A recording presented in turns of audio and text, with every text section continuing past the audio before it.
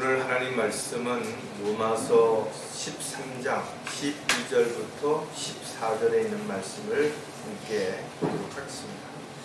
제가 받들어 읽어드리겠습니다. 밤이 많이 지났고 낮이 가까웠느니라. 그러므로 어둠의 행위를 벗어버리고 빛의 갑옷을 입자. 낮에와 같이 단정히 행하고 흥청거리거나 술 취하지 말며 음란하거나 방탕하지 말며 다투거나 시기하지 말고 오직 주 예수 그리스도로 옷 입고 정욕을 채우려고 육신을 위해 계획하지 말라. 잠깐 말씀을 위해서 기도드리겠습니다. 아버지 하나님, 저희들 사랑하셔서 오늘도 이렇게 한자리에 불러 모아 주시고 영과 진리로 아버지 앞에 경배드릴 수 있는 특권을 주셔서 참으로 감사를 드립니다. 늘 저희들이 어느 곳에서 무엇을 하든지 성령님의 인도하신 가운데 성령님이 저희들에게 요구하시는 것을 잘 귀담아 듣고 또 순종하는 가운데 잘 따라가기를 간절히 구하곤 합니다. 따라서 저희들이 영적인 눈을 뜨고 또 영적인 귀가 들려서 또 영적인 분별력을 가지고 올바른 것들을 잘 분별하고 또 주님이 원하시고 기뻐하시는 것들을 온전히 도구로서 일꾼으로서 행할 수 있는 그런 저희들의 삶이 될 수 있도록 인도해 주시옵소서. 특히 마지막 때를 살아가고 있는 저희들이 정신을 차리고 깨어있는 가운데 주님이 원하시고 기뻐하시는 그런 도구로 열매 맺는 삶이 아름다운 간증으로 매일매일 드러날 수 있도록 도와주시옵소서. 다시 오실 우리 주 예수 그리스도의 이름으로 기도드렸습니다.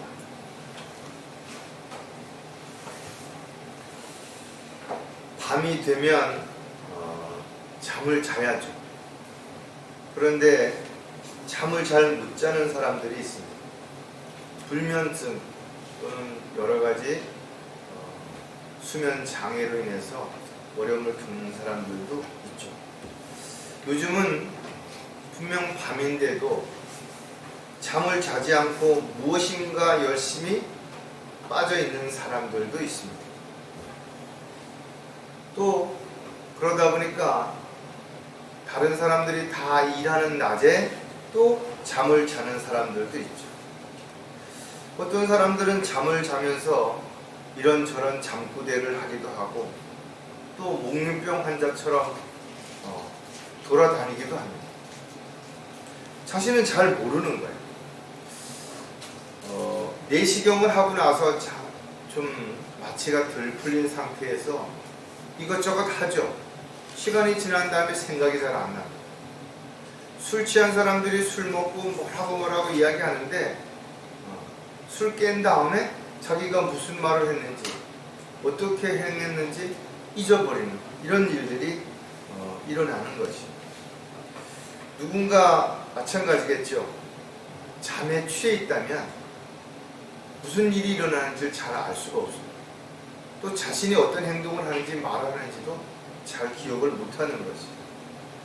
그러다 보니까 오늘날도 구원받은 그리스도인들이 영적인 잠에 취해서 자기가 어디로 가는지 무엇을 하는지 어떤 말을 했는지 어떤 행동을 하고 있는지 주차 모른 채 그렇게 육신적이고 세상적인 삶을 살아가는 사람들이 너무 많다라는 거죠. 더 나가서 하나님이 부르신 적도 없고 일을 맡기신 적도 없는데 자기가 하나님의 일꾼을 자처해서 뭔가를 해야 된다라고 사람들을 선동하고 또 사람들에게 성경에도 없는 비진리 잘못된 교리들을 가르쳐서 오히려 하나님과의 사이를 점점 멀게 하는 그런 이단들, 사이비들도 얼마든지 있는 것입니다. 저와 여러분도 마찬가지겠지만 죄와 욕심이 안에 들어오게 되면 영적인 눈을 멀게 하죠. 귀를 듣지 못하게 합니다. 그래서 세상에 있는 것들에 관심을 갖게 되고 마음을 빼앗길 수밖에 없습니다. 영적인 분별력도 점점 흐려져서 보아도 잘 알 수도 이해할 수도 없는 그런 상황이 될 수도 있을 것입니다. 하나님께서는 하나님의 말씀뿐만 아니라 우리가 생활하는 환경과 여건들, 또 만나는 사람들, 또 시대의 흐름에 따라서 다양하게 앞으로 일어날 일들을 보여주시는 것이. 하지만 우리가 깨어있지 않다면 무슨 일이 일어나는지 알 수가 없죠. 어떤 상황이 벌어졌는지 이해할 수가 없다라는 거예요. 지금 세상은 엄청 빠르게 변환하고 있어요. 또 많은 일들이 일어나고 있습니다. 그런데 우리가 이런 데 관심을 전혀 안 두고 있다면 마지막 때에 일어나는 징조들을 놓칠 수 있죠. 그러다 보면 그냥 언젠간 주님이 오실지도 모른다, 내 생에는 안 오시겠지, 이렇게 막연한 생각을 가지고 엉뚱한데 시간을 허비하면서 살아갈 수도 있기 때문에 오늘 우리가 다시 한번 말씀을 통해서 우리가 지금 정신적으로, 영적으로, 육신적으로 깨어있는가, 이런 부분들을 한번 돌아보는 계기가 됐으면 좋겠습니다. 오늘 설교 제목은 영적인 잠에서 깨어있으라. 육신적으로도 잠에 취해 있으면 도둑이 들어서 물건을 다 가져가도 모르죠. 또 누군가 자신에게 피해를 입혀도, 손해를 끼쳐도 이해할 수 없고, 또 그런 상황을 미리 대처할 수도 없는 것입니다. 저와 여러분은 예수 그리스도를 믿음으로 인해서 주님의 보혈의 능력으로 죄를 용서받았고 영이 거듭나서 하나님의 자녀가 된 것입니다. 이 모든 것이 하나님의 은혜요 사랑으로 그렇게 이루어진 것입니다. 그렇다면 이 마지막 때에 왜 저와 여러분을 이렇게 하나님의 일꾼으로, 종으로 부르셨는가? 분명히 마지막 때에 해야 할 일이 있기 때문에 그렇게 부르신 것입니다. 그 마지막 때에 해야 할 일 가운데 가장 중요한 게 뭐냐 하면 아직도 구원받지 못한 많은 사람들이 우리 주변에 있다라는 겁니다. 그들에게 하나님의 은혜와 사랑을 전하고 그들도 구원받고 하나님의 자녀가 될 수 있는 기회를, 복음을 통해서 제시할 수 있는 그런 도구로 우리가 살아야 될 것입니다. 하지만 이와 같은 일을 우리가 열심히 한다 하더라도 과연 앞으로 우리에게 어느 정도 시간이 주어질 것인가, 이것은 우리가 아무도 알 수가 없죠. 왜냐하면 오늘도 주님이 오실 수 있는 시대가 충분히 되어 있기 때문에 그렇다라는 거예요. 따라 저와 여러분이 하루를 살든 1년을 살든 각자에게 주어진 시간들을 어떻게 하면 주님이 원하시고 기뻐하시는 삶을 살 것인가, 또 주님이 우리에게 맡겨주신 일들을 어떻게 잘 감당하면서 살다가 주님을 만날 것인가, 이런 부분들을 우리가 생각하지 않고 그냥 되는 대로, 세월이 흐르는 대로 세상적인 시대나 흐름에 따라서, 유행에 따라서 그렇게 흘러간다면 결과적으로 우리는 주님을 만났을 때 잘했다고 칭찬받기보다는 오히려 수치와 부끄러움을 당할 수도 있기 때문에 다시 한번 우리는 영적으로 깨어서 우리에게 일어나는, 또 우리 주변에 일어나는 상황들을 다시 한번 점검해보고, 이제 주님 오실 때가 심히 가까이 왔다면 과연 우리는 무엇을 하며 어떻게 살다가 주님을 맞이해야 될 것인가, 이런 부분들을 마음에 한번 좀 다짐하는 그런 시간이 되셨으면 좋겠습니다. 자, 영적인 잠에서 깨어 있어야 하는 그런 이유를 우리가 몇 개 살펴볼 텐데, 첫 번째로 어려움을 대비하기 위해서는 가장 중요한 것 가운데 하나가 우리가 상대를 알아야, 적을 알아야 적과의 싸움에서 이길 수 있죠. 적을 모르면서 어떻게 싸울 수 있고 승리할 수 있겠냐라는 거죠. 따라서 저와 여러분이 영적인 전쟁을 어쩔 수 없이 해야 된다면 그 영적 전쟁의 실체도 알아야 될 것이고, 영적 전쟁이 어떻게 일어나는지, 영적 전쟁이 일어났을 때 어떤 자세, 어떤 마음가짐으로 우리가 전쟁에 임해야 하는지, 이런 부분들을 알지 못한다면 우리가 전쟁이 났을 때 두려워하고 또 불안해하고, 그래서 적을 제대로 쳐다보지도 못하고 도망을 간다면 우리는 한번 싸워보지도 못하고 피할 수도 있다는 거죠. 그래서 마귀를 대적하라. 마귀를 대적하려면 마귀의 실체를 알아야 되겠죠.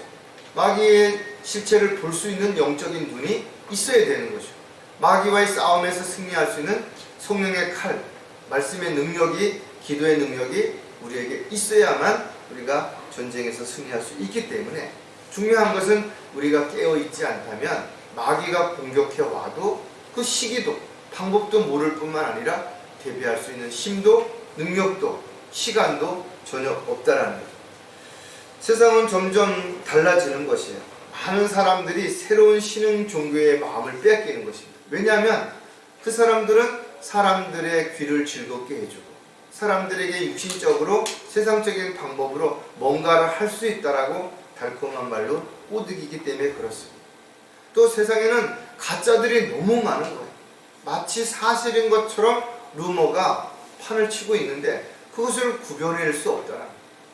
그러다 보니까 사람들은 어떤 이야기를 들었을 때 이게 진실이구나, 이게 진짜구나, 그래서 뭔가 거기에 마음을 두고 쫓아가다 보니까 엉뚱한 길로 가는 이런 일들이 일어나는 거죠. 지금 시대적으로, 경제적으로, 정치적으로 많이 힘듭니다.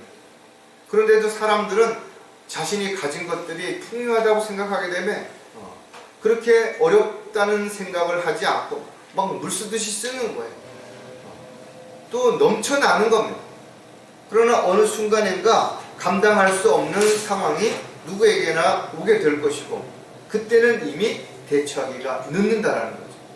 다시 말해서 지금 우리가 준비하고 어려울 것을 대비해서 잘 준비하지 않는다면 막상 어려움이 시작됐을 때는 이미 그것을 대처할 수 있는 방법이라든지 시간적 여유가 없을 수도 있다라는 거죠.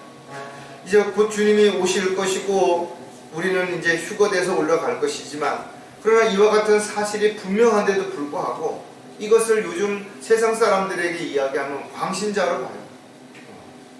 종말론자로 보는 것입니다. 하지만 그래도 불구하고 우리가 복음을 전파하고 진리를 증거해야 하는 이유는 이런 사실을 아는 사람이 많지 않다라는 거예요. 또 이 사실을 우리는 반드시 전해야 할 부름을 받았다라는 사실도 우리는 절대로 잊어서는 안 될 것이다 이거죠. 따라서 많은 사람들이 세상의 종말에 대해서 이야기하고 있지만 정작 종교인들 또 교회를 다니는 사람들은 종말보다는 뭔가 이 세상에서 잘 먹고 잘 사는 기복신앙에 빠져있는 그런 안타까운 현실을 볼 때 사람들이 믿든 믿지 않든 인정하든 인정하지 않든 간에 중요한 것은 하나님의 시간표대로 모든 것들은 지금도 진행되고 있다라는 사실이죠. 사람들이 아무리 반대를 하고 나는 그런 사실을 인정하지 않는다고 한다 할지라도 이와 같은 사실이 바뀌어지지 않는 것입니다.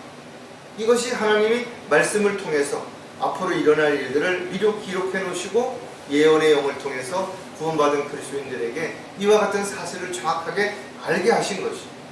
따라서 저와 여러분이 이와 같은 현실을 알고 있기 때문에 앞으로 일어날 일들을 알아야 되고 그것을 미리 대비할 수 있어야 될 것입니다. 그러기 위해서 우리는 영적인 잠에서 깨어 있어야 된다는 것이 성경적인 분명 가르침입니다. 자, 그럼 어려움을 대비하려면 우리가 또 몇 가지를 하나씩 생각해 볼 텐데 그 중에 하나가 믿음을 더욱 굳건히 해야 한다는 거죠. 마지막 때에 일어날 일 가운데 하나가 뭐냐면 많은 사람들이 믿음이 파손된다는 거예요. 믿음의 대열에서 이탈한다는 거예요. 스스로 믿음을 저버린다는 거예요. 믿음이 흔들린다는 거예요. 왜 그런 일들이 일어나는 것인가 이거죠. 믿음이 깊이 뿌리를 내리고 있지 않기 때문에 그런 것이죠. 또 감정이나 기분에 따라서 뭔가를 믿기 때문에 흔들린다는 거예요. 하지만 우리는 하나님의 말씀을 성경에 기록된 대로 믿는 사람들, 따라서 울다가 보든 웃다가 보든 어떤 상황에서 어떤 시간에 보더라도 그 말씀이 전혀 바뀌지 않는 것이 내 감정이 흔들릴 뿐이라는 것을 우리는 분명하게 알 수 있죠. 성경은 분명 교회가 마지막에 배교로 끝날 것을 기록하고 있다. 아니 왜 교회가 배교할 것인가? 세상 사람들이 배교를 한다고 하면 이해가 되는데 하지만 믿음에서 떠나게 되고 자신을 합리화시키고 세상과 타협하게 된다면 결국은 배교의 물결에 떠내려가는 결과를 가져오는 거죠. 따라서 배교의 물결을 거슬러 올라갈 수 있는 힘은 오직 믿음을 가지고 확신을 가지고 소망 가운데 주님만을 바라볼 때, 주님의 말씀을 붙잡을 때만이 그것이 가능하다라는 거예요. 따라서 믿음이 흔들린다라는 것은 뭔가 의심이 생겼다라는 거죠. 의심이 생겼다라는 건 또 다른 의심을 불러오고 있는 과정 가운데 있다라는 거죠. 이것을 떨쳐내지 못하면 시간의 차이가 있을 뿐 결과적으로 언젠가는 모두 믿음의 대열에서 이탈하거나 실족하게 될 수밖에 없는 것입니다. 디모데전서 1장 19절에 보면 믿음과 선한 양심을 붙들라. 어떤 사람들은 믿음에 대한 선한 양심을 내던짐으로 파선하였느냐. 배가 부서졌다라는 거죠. 항해를 해야 되는데 배가 부서지면 앞으로 나아갈 수가 없게 되는 것이죠. 이렇게 마지막 때의 징조 가운데 하나가 믿음을 저버린다라는 겁니다. 파선한다라는 거예요. 우리가 알고 있는 수많은 사람들이 그렇게 했던 거예요. 호언장담했고 자신들은 특별한 부르심을 받았다고 하나님의 종이라고 이야기했던 사람들이 세상으로 돌아갔다 이거예요. 디모데전서 4장 1절에 보면 성령께서 분명히 말씀하시나니 마지막 때에 어떤 자들이 믿음에서 떠나 비욕하는 영들과 마귀들의 교리를 따르리라. 단지 믿음에 떠나는 것을 끝나는 것이 아니라 마귀의 교리를 따라가는 것이에요. 마귀의 교리를 따르게 되면 그들이 마귀의 앞잡이가 돼서 사람들을 선동하고 사람들을 실족시키는 그 일을 한다는 겁니다. 지금도 기독교라는 이름으로 십자가라는 것을 앞세워서 얼마나 많은 사람들이 하나님의 뜻과 계획과는 전혀 상관없는 그런 일들을 하면서도 자칭 하나님의 종이라고 일꾼이라고 그렇게 착각하면서 사람들을 속이고 있는지를 우리가 반드시 알아야 됩니다. 이게 배교예요. 많은 사람들이 모르는 것입니다.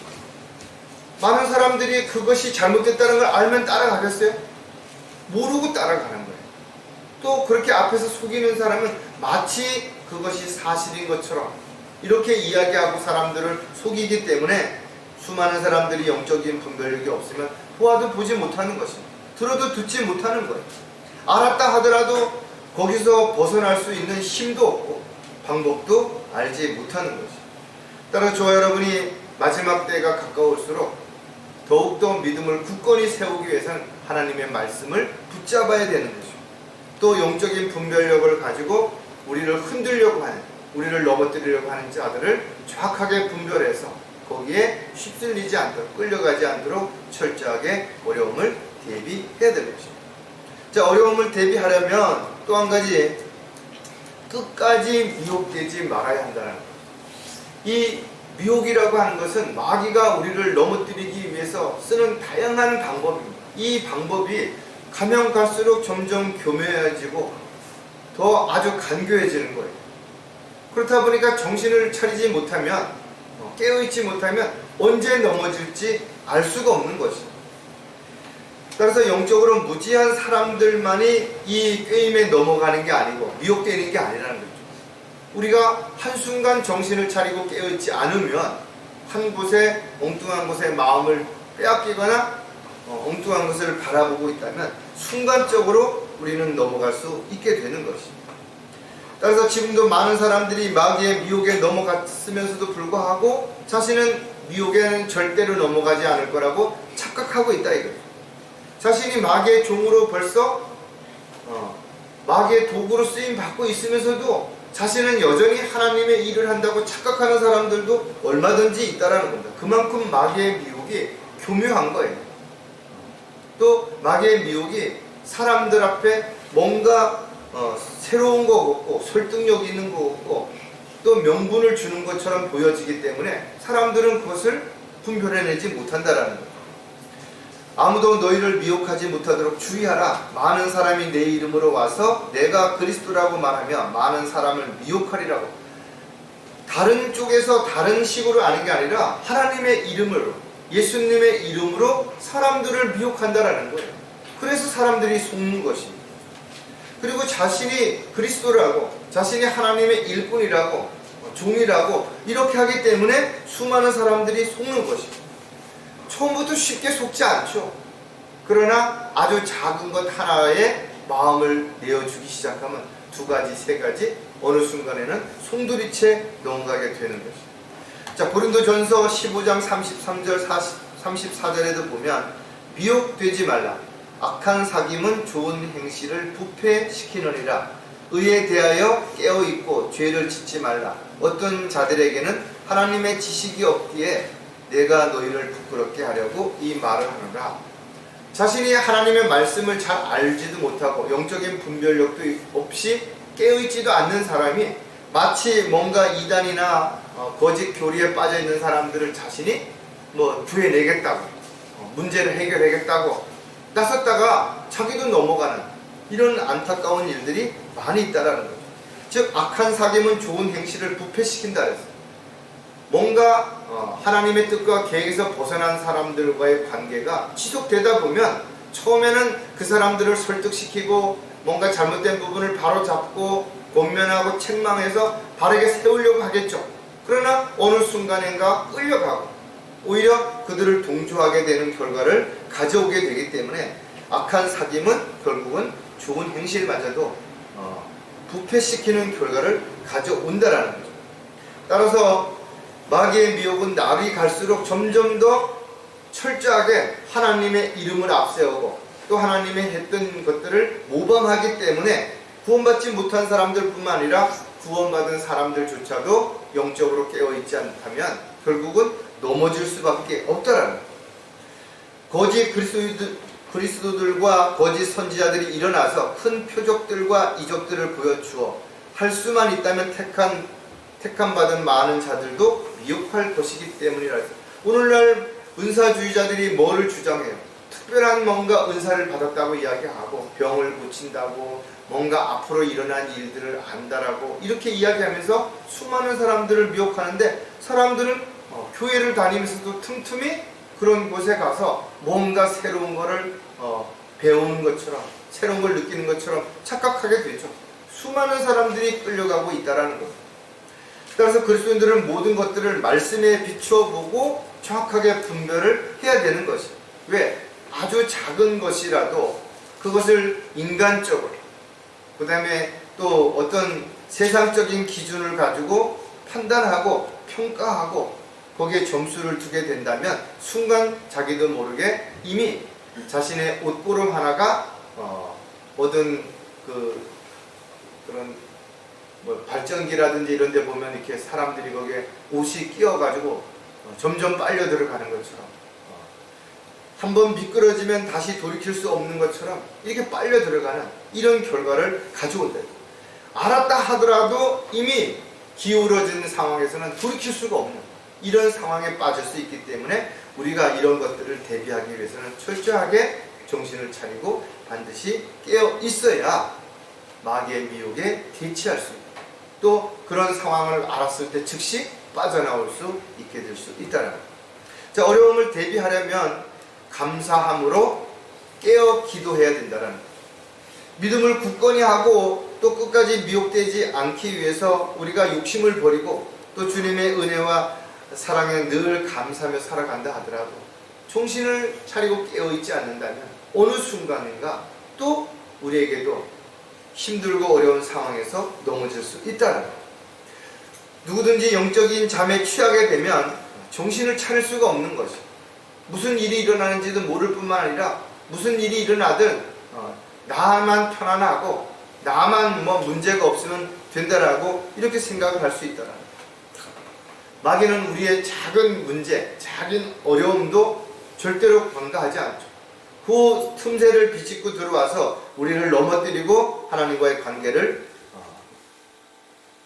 멀리하게 만들려고 지금도 계속해서 우리의 틈을 바라보면서 주변을 살피고 있다라는 거죠. 특히 마지막 때에는 더욱 정신을 차리고 깨어 기도해야 되는 이유는 마지막 때에 더 혼란스러워진다라는 거죠. 더 무엇이 옳고 그른지 무엇이 하나님의 말씀이고 하나님의 말씀이 아닌지를 구분할 수 없을 만큼 아주 비슷하게 아주 그렇게 마치 사탄이 빛의 천사로 가장한 것처럼 그렇게 가장하기 때문에 가까이 가서 열어보기 전에는 양의 가죽을 쓰고 있는지 양인지 구분할 수 없을 정도로 그렇게 하기 때문에 우리가 정신을 더욱더 차리고 깨어 있어야 된다는 거예요.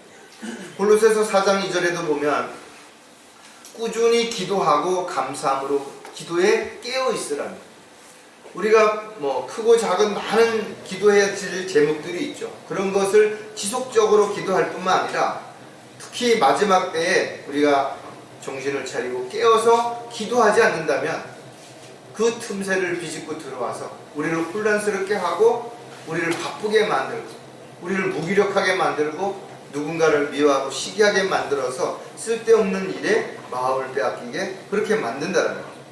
지금도 이 땅에는 교육이라든지 정치라든지 스포츠라든지 모든 분야에 이미 악한 마귀들이 다양한 방법으로 유행을 통해서 또는 여러 가지 제도를 통해서 사람들을 미혹하고 있고 또 사람들에게 엉뚱한 데 마음을 빼앗기게 만들고 있는데도 불구하고 사람들은 전혀 그런 걸 모르고 단지 그냥 스포츠라는 예술이라는 무슨 정치라는 그냥 그런 데만 비중을 두고 있다가 자신도 모르게 넘어가는 거죠. 너희가 시험에 들지 않도록 깨어 기도하라. 참으로 영은 원하지만 육신은 연약하도다 라고 예수님께서 제자들에게 분명하게 말씀하실 때이죠. 우리는 육신을 갖고 있기 때문에 자꾸만 나태해지고 게을러지고 또 힘들고 어렵고 이런 것들로 인해서 자신을 합리화시키려고 하는 부분들이 있다라는 것. 우리가 육신의 몸을 입고 있는 동안 우리는 끊임없는 두 성품이 우리 안에서 싸우죠. 또 우리는 육신적으로 질병과 사고로부터 두렵고 불안해할 수밖에 없습니다. 왜? 완전하지 못하기 때문에. 하지만 가장 중요한 것은 주님이 우리와 함께 하신다라는 사실이고 우리가 이런 사실을 알고 있다면 감사하고 또 감사하면서 끝나는 것이 아니라 우리가 깨어 기도함으로 인해서 하나님께서 우리에게 베풀어 주신 그 크신 은혜와 사랑을 우리가 전할 수 있는 도구요 일꾼으로 살아가기 위해서 우리는 반드시 정신을 차리고 깨어서 어떠한 어려움이 우리에게 닥친다 하더라도 미리 대비하고 또 어려움이 이미 닥쳤다 하면 그것을 헤쳐나갈 수 있는 방법을 정확하게 모색해서 승리할 수 있는 저와 여러분이 되어야 될 것입니다. 자, 영적인 잠에서 깨어 있어야 하는 이유가 무엇인가 하면 두 번째로 해야 할 일을 하기 위해서라는 거예요. 많은 사람들이 열심히 일을 합니다. 중요한 것은 하지 말아도 될 일을 열심히 하는 것에 있다라는 거죠. 또 하면 할수록 문제가 생기는 일을 계속 하고 있다라는 것에 있다라는 겁니다. 특히 영적인 그리스도인들이 더더욱 그런 것이죠. 육신적이고 세상적인 일은 하면 할수록 하나님과의 관계가 멀어지고 하나님의 뜻과 계획에서 벗어나는데도 불구하고 열심히 최선을 다해서 하려고 하는 이런 종교적인 열성이 오히려 하나님의 뜻과 계획에서 벗어나고 또 하나님의 음성을 듣기보다는 자기의 목소리가 더 크게 들리는 자기의 뜻과 계획을 더 앞세우는 이런 어처구니 없는 일들이 일어나고 있다라는 거예요. 자, 깨어 있다라는 것은 자신이 볼 수 있다라는 거고 들을 수 있다라는 거고 언제든지 움직일 수 있는 상태를 의미하는 것이죠. 즉 우리가 영적으로 깨어 있다라는 것은 어떤 상황이 우리에게 일어나는지를 보는 거예요. 또 듣는 겁니다. 그리고 그것이 만약에 합당하지 않으면 내가 피하든지 또는 그것을 막을 준비를 할 수 있는 이것이 바로 영적으로 깨어 있다라는 거죠. 하지만 영적인 잠에 취해 있다라는 건 분명 나에게 지금 여러 가지 다양한 문제들이 일어나고 어려운 상황이 일어나는데도 전혀 반응이 없는 거예요. 왜? 잠을 자고 있으니까 모르기 때문에 그렇습니다. 야곱은 잠에 취해서 주님께서 옆에 계신 것을 알지 못하더라 그랬어요. 창세기 28장에 보니까 야곱이 잠에서 깨어 말하기를 진종으로 주께서 이곳에 계셨는지 내가 알지 못하였도다. 자기가 잠에서 깨어나서 보니까 하나님이 옆에 계신 거예요. 그런데 자신은 그 영적인 잠에 취해서 잠에 취해 있는 상태에서는 하나님이 함께 하시는지를 전혀 몰랐던 거예요. 하나님과 함께 하는 것을 모르면 두려울 수밖에 없습니다. 불안해할 수밖에 없어요. 무엇을 해야 할지 언제 어떻게 해야 될지 두려움과 불안함에 떨 수밖에 없다라는 거예요. 따라서 저와 여러분이 영적인 잠에 깨어 있다면 지금 내가 해야 할 일을 어떻게 할 수 있느냐? 성령께서 알려주시는 것입니다.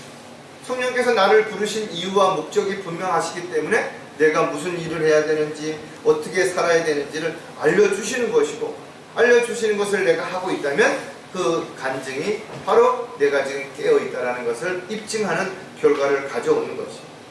저와 여러분은 이 땅에서 이 마지막 때에 부르심을 받았다면 교회에서뿐만 아니라 가정에서 또 직장에서도 어느 곳에든지 간에 주님이 우리를 통해서 하시고자 하는 그 일들이 분명 있다라는 거죠.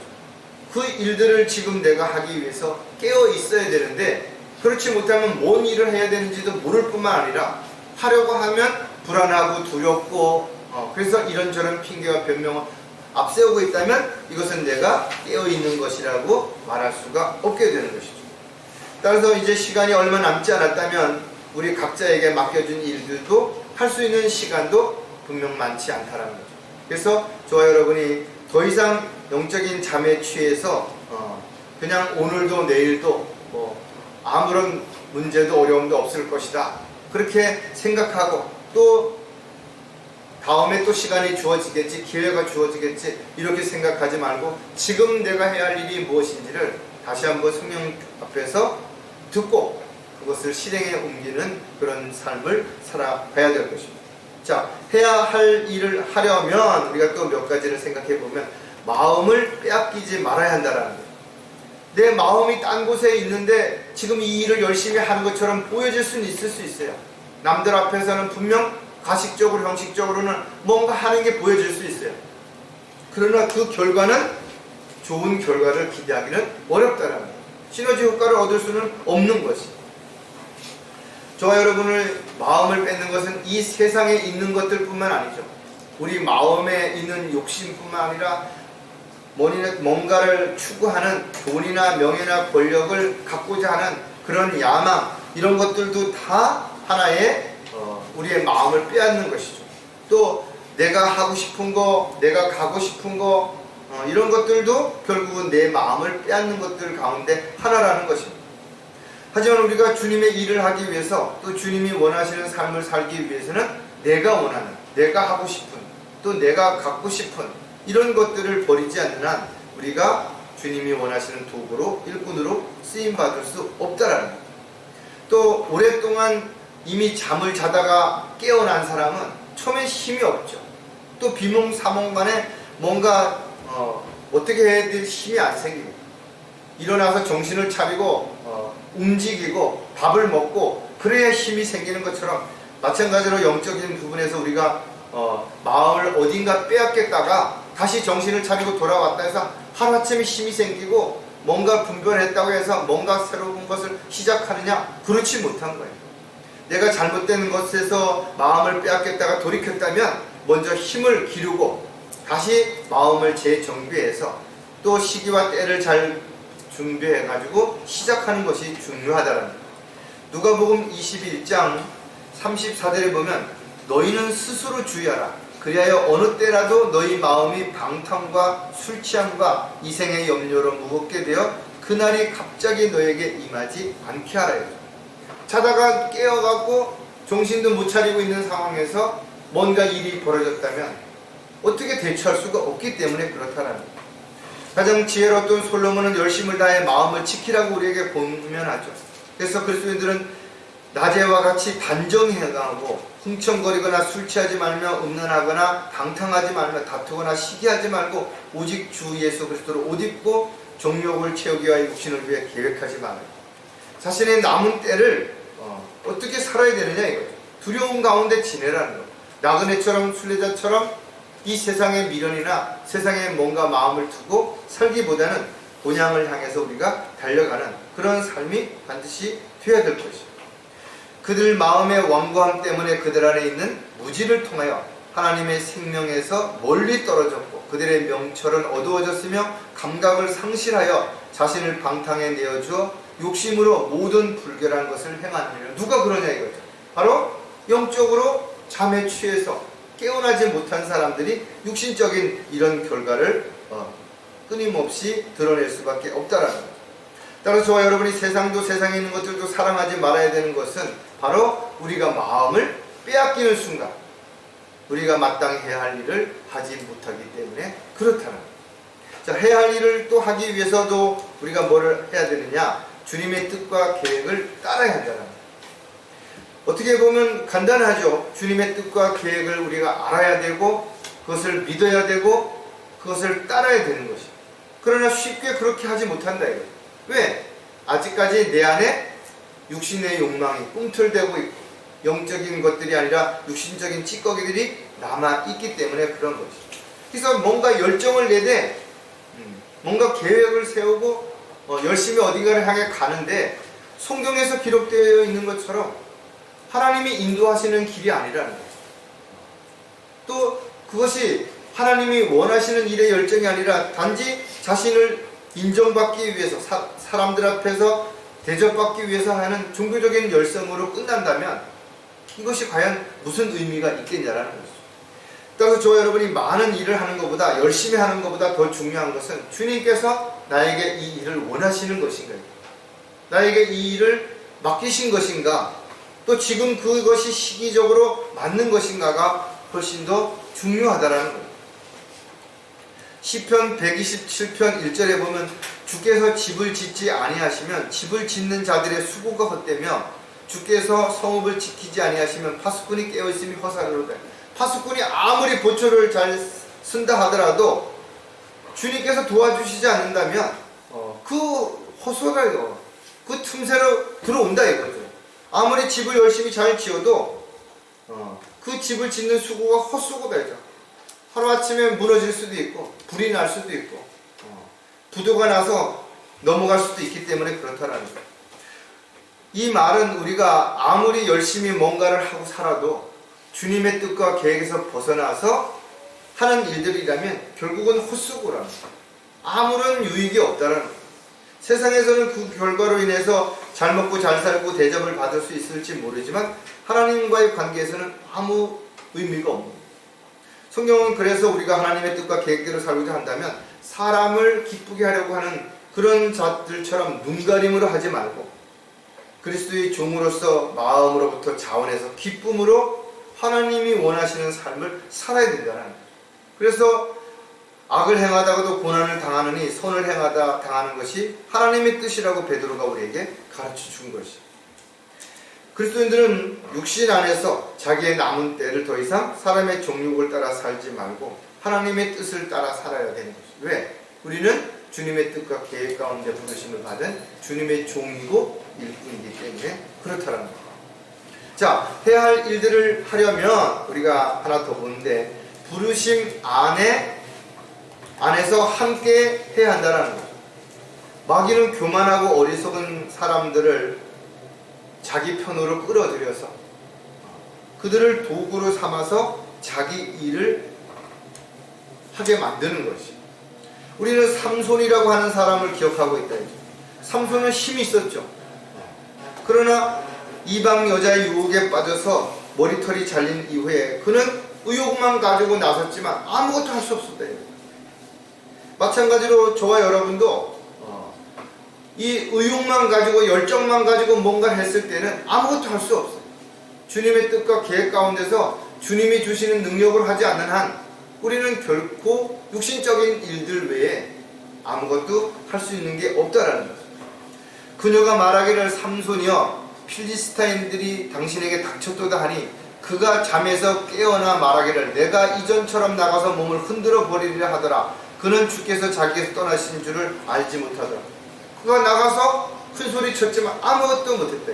오히려 붙잡혀가서 두 눈이 뽑히는 이런 안타까운 결과를 가져오게 되는 것이죠.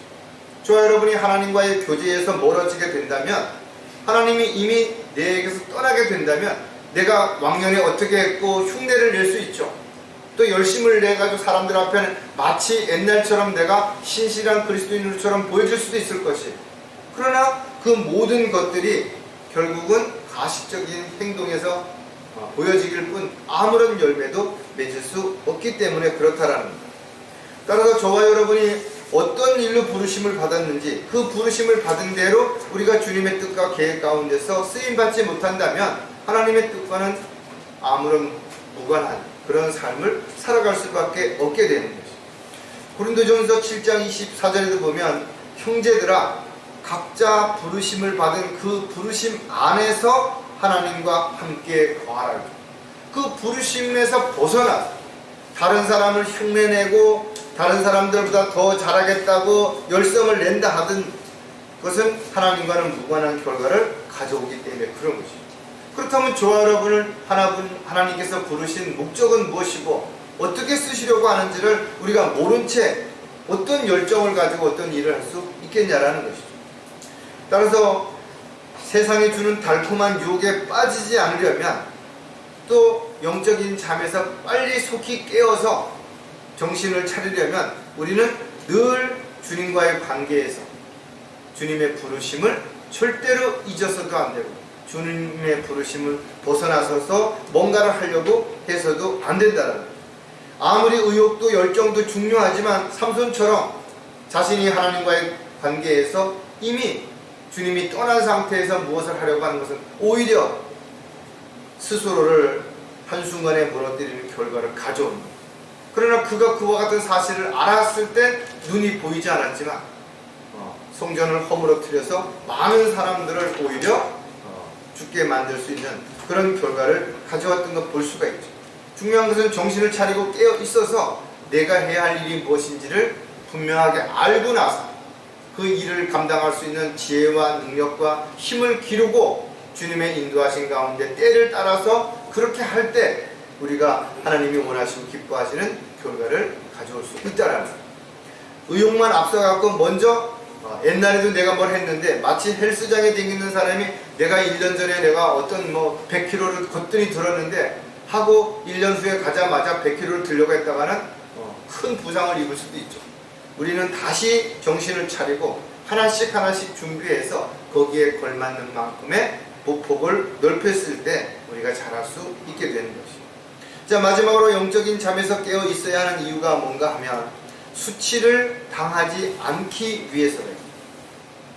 저 여러분이 지금이 마지막 때라고 분명히 말하고 있어요. 왜? 마지막 때에 일어날 일들이 어떤 것인지를 성경적으로 알고 그것을 우리가 인정하기 때문에 그렇다라는 거예요. 우리가 이와 같은 사실을 알면서 현실을 아무리 부인하려고 한다 하더라도 성경에 기록되어 있는 약속을 외면할 수가 없죠. 그래서 정신을 차리고 있는 사람들은 딴짓을 할 수가 없고 마음을 다른 데 뺏긴 채 호송세월을 보낼 수가 없게 되는 거죠. 주님이 다시 오실 때가 심히 가까이 왔다라는 사실을 안다면 우리는 사도 바울처럼 의의 면류관을 받기 위해서 반드시 해야 할 일이 있습니다. 그게 뭔가 하면 주님이 다시 오심을 사모하면서 기다려야 된다는 거죠. 아무것도 안 하고 기다리는 것이 아니라 주님이 오시기를 사모하면서 기다려야 의의 면류관을 받을 수 있는 거죠. 하지만 의외로 많은 사람들이 교회를 다니고 있지만 주님이 다시 오심을 지금 기다리지 않죠. 좀 더 있다가 오시든지 자기 생이 다 끝난 다음에 살 만큼 산 다음에 오셨으면 좋겠다라고 이야기한다 이거죠. 하지만 저와 여러분이 주님이 언제 오시든 그것은 주님의 권한에 있기 때문에 우리가 그것을 가지고 빨리 오셨으면 좋겠다, 늦게 오셨으면 좋겠다라고 이야기하기보다는 우리 각자에게 오늘도 주님이 오실 수 있고 10년 후에도 오실 수 있다라고 생각한다면 우리 각자에게 주어진 일이 무엇인지를 정확하게 알아서 주님 앞에 섰을 때 수치를 당하지 않도록 뭔가 주님이 기뻐하시고 원하시는 일들을 위해서 최선을 다하는 그런 삶을 살아가는 게 더 중요하다 이거죠. 잠시라도 우리가 영적인 잠에 취해버린다든지 세상에 있는 것들의 마음을 빼앗긴다든지 마귀의 미혹에 넘어간다든지 세상의 유혹에 빠지게 된다면 결과적으로는 우리가 수치를 당하는 그런 모습을 우리는 이미 알고 있기 때문에 절대로 그런 상황이 되지 않도록 반드시 정신을 차리고 깨어 있어야 되는 거죠. 요한계시록 22장 20절에 이런 일들을 증거하신 분이 말씀하시기를 반드시 내가 속히 오리라 하시니라. 아멘. 그러하옵니다. 이 말씀이 저와 여러분에게 주신 아주 가장 강력한 약속이고 확실한 소망의 근거가 되죠. 주님이 곧 오신다라는 것, 속히 오신다라는 것, 그리고 우리는 그와 같은 사실을 알고 있다라는 것, 또 그것을 알고 있기 때문에 주님이 오시기를 기다리고 있다라는 거죠. 그렇다면 주님이 오셨을 때 주님 앞에 우리는 어떤 모습으로 설 것인가를 한번 좀 곰곰이 생각해 봐야 되고, 주님 앞에 섰을 때 수치를 당하지 않기 위해서는 지금 나에게 주어진 시간을 어떻게 효율적으로 사용하고 또 무엇을 하면서 살아야 될지를 각자에게 주어진 하나의 숙제죠. 우리는 그것을 잘 자기가 풀어서 하나님이 기뻐하시는 삶을 살아가는 삶이 되어야 될 것입니다. 자, 수치를 당하지 않기 위해서도 우리가 몇 가지 생각해 보면 마음을 견고케 해야 된다. 주님이 오셨을 때 마음이 견고하지 못한 사람들은 마음이 흔들려서 쓸데없는 곳에 가 있든지 쓸데없는 일을 하고 있든지 쓸데없는 생각에 잠겨 있다든지 그러다가 주님 만났을 때 허겁지겁한다. 그리고 자신의 부끄러운 모습, 준비되어 있지 않은 모습, 그런 모습을 보면서 하나님 앞에 오히려 두려워하고 불안해하는 그런 일이 일어나지 않기 위해서는 우리가 지금부터 정신을 차리고 반드시 준비해야 될 것입니다. 주님 오실 때 깨어있지 않는 사람들은 누구나 마찬가지겠죠. 주님 앞에 서게 됐을 때 너 왜 그렇게 살았느냐? 내가 너를 위해서 이렇게 십자가에서 못 박히고 죽었는데 너는 그런 사실을 알고 있으면서도 왜 다시 나를 만났을 때 나는 이렇게 살았습니다라고 내어놓을 것이 없이 그렇게 살았느냐? 이렇게 우리에게 반드시 물어보실 것이다. 따라서 저와 여러분이 많은 대단한 일을 할 수는 없다 하더라도 우리가 비록 작은 것이지만 주님이 맡겨주신 일을 열심을 다하면서 최선을 다하는 그런 삶을 살다가 주님을 만날 수 있는 그런 삶이 반드시 지속되어야 될 것입니다. 야고보서 5장 8절에도 너희도 인내하여 마음을 견고케 하라. 주의 오심이 가까움이라 그랬어요. 주님의 오심이 가까이 온다면 인내하라는 거죠. 마음을 견고케 해서 흔들리지 않도록 하라는 거죠. 왜? 마귀는 끊임없이 우리의 마음을 흔들어서 또 우리의 마음에 쓸데없는 것을 집어넣어서 우리로 하여금 엉뚱한 짓을 하게 한다. 세상에는 지금 많은 사람들이 주님이 오시는 것에 대해서 이야기하면서도 주님이 오시는 것은 후천년주의다, 무천년주의다 이렇게 주장한다 이거예요. 이 얘기는 주님이 없어도 천국을 만들 수 있다 이거예요. 그래서 천국이 만들어지면 그때 주님이 오실 것이다 하고 이 땅에 구원받은 사람들이 꽉 차면 그때 주님이 오신다 이렇게 이야기를 하는 안타까운 현실을 우리가 보게 되는 거지. 하지만 주님 오실 때는 내가 너희를 믿음을 보겠느냐 하신 것처럼 점점 믿는 사람들이 적어질 것이고 오히려 믿음을 가졌던 사람들조차도 믿음에서 파선하고 영적인 잠에 취해서 뭘 하는지도 모른 채 그렇게 배기의 물결에 떠내려갈 것을 우리에게 가르쳐주고 있다. 따라서 저와 여러분이 마음을 견고케 하지 않으면 언제든 흔들릴 수 있고 또 우리 마음이 흔들리게 된다면 그 다음에는 넘어질 수 있고 실축할 수 있고 믿음에 대해서 이탈할 수 있다는 사실을 알고 있다면 주님을 만났을 때 수치를 당하지 않기 위해서 우리의 마음을 더욱 견고하게 하는 저와 여러분이 반드시 되어야 될 것입니다. 자, 수치를 당하지 않으려면 약속을 믿고 기다려야 한다는 거죠. 단지 약속을 했다고 해서 그 약속에 가치 있는 거 아니죠. 수많은 사람들이 특히 정치인이나 이런 사람들이 공약을 겁니다. 그러나 그 공약을 지키지 않는 것이 아무리 거창하고 대단한 약속이라도 지켜지지 않는다면 그것이 무슨 의미가 있냐라는 거예요. 할 때마다 선거할 때마다 말도 안 되는 공약을 거는데 사람들은 그걸 막연하게 믿고 호다가 표를 찍는 거예요. 그러다 보니까 이 사람들은 또 국민들을 갖다가 우습게 보고 자기들의 배를 채우기 위해서 거짓말을 밥 먹듯이 하고 한 약속을 지키지 않으면서도 여전히 또 다른 거짓말을 모색하고 또 사람들을 속이려고 지금도 준비하고 있다. 하나님의 약속은 한 번 하신 약속은 절대로 바뀌지 않는 것이죠. 예수님께서도 제자들에게 내가 다시 성령을 보내주겠다고 하셨음에도 불구하고 직접적으로 부활해서 승천하시면서 하신 말씀을 들었음에도 불구하고 그들 중에 대부분은 그곳을 떠나갔다라는 것을 우리는 성경을 통해서 알 수 있는 것처럼 오늘날도 성경을 통해서 이때가 가까이 왔다. 정신을 차리고 깨어있으라. 주님이 분명 우리에게 말씀하시는데도 여전히 영적인 잠에 취해갖고 엉뚱한 삶을 살아가는 사람들이 많이 있고 하나님의 약속이 분명한데도 그 약속을 믿지 않고 기다리지 않고 설마 이렇게 생각하고 착각하는 사람들도 많이 있다라는 거예요.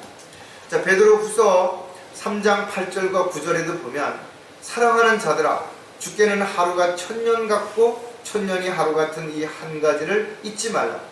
주의 약속은 어떤 사람들이 더디다고 생각하는 것 같이 더딘 것이 아니라 오직 우리에 대하여 오래 참으셔 아무도 멸망하지 않고 다 회개에 이르게 하려 하심이라 그랬어요. 사실은 인간들보다 뭐 더 오래 사는 거북이라든지 뭐 이런 것들도 있지만 사실은 많은 생물들이 그렇게 오래 못 살죠.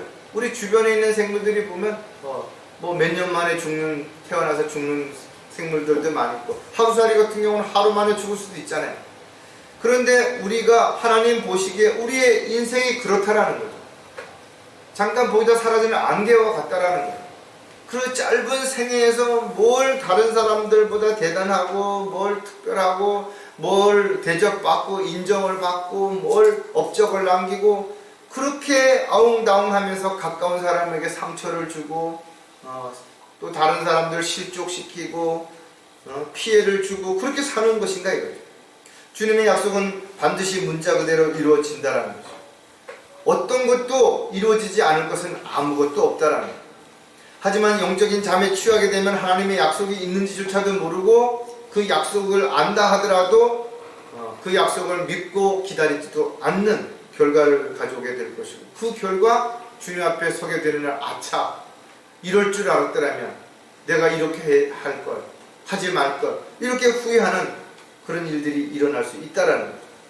따라 저와 여러분이 주님의 약속을 믿는다면 주님이 곧 오신다는 약속도 분명히 믿어야 되는 것이고, 그 약속을 믿는다면 이제 곧 주님 앞에 서게 될 것이고, 수치와 부끄러움을 당하지 않기 위해서는 우리가 하나님의 약속을 믿는 그 일로 인해서 아름다운 결과를 가지고 열매를 맺는 간증의 삶으로 반드시 입증할 수 있는 저와 여러분이 되어야 될 것입니다.